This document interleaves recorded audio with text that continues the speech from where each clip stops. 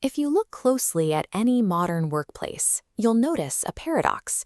The people actively steering the most important projects, resolving tight bottlenecks, and driving alignment are frequently individuals who have never held a management title. This diagram visualizes a striking finding from Deloitte's 2025 Global Human Capital Trends Report. Companies globally are actively trying to dismantle traditional corporate hierarchies in favor of flatter structures. Yet a massive 93% struggle with the transition. Only 7% report making meaningful progress. That massive failure rate creates a highly specific environment, matrixed organizations trapped between the old way of working and the new. In that gap, a literal power vacuum opens up. In the old model, formal leadership relied on compliance, obligation, and your position on an organizational chart. But in flatter structures, that top-down authority loses its traction. The alternative is informal leadership, an approach driven by expertise, genuine buy-in, and relationships that persist entirely outside of your specific job role. Because traditional authority structures often lag behind the actual needs of the work, building informal influence has become a necessary bridge for those who want their technical skills to translate into actual organizational impact. Building that informal influence relies on three core pillars. And the first, non-negotiable foundation is earning trust. Looking at this conceptual ledger, trust acts as a psychological bank account. Hitting deadlines, delivering results, and keeping information confidential act as daily deposits, funding your organizational credibility over time.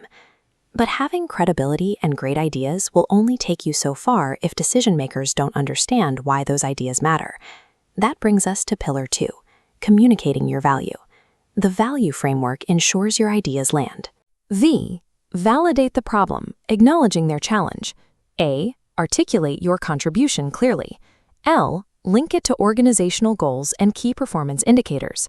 U. Understand your audience's priorities. E. Engage them by inviting feedback to create psychological buy-in.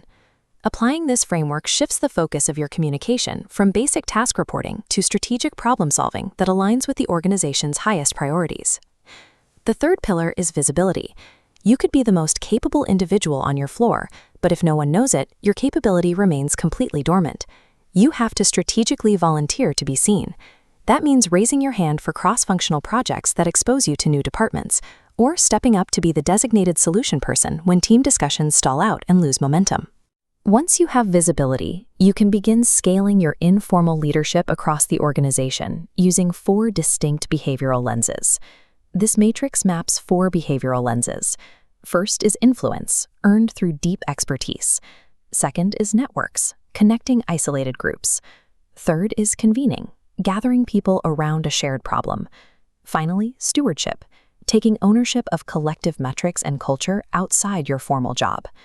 Integrating these 4 behaviors transforms an individual contributor into an organizational linchpin, someone whose value is defined by how they connect and empower the people around them.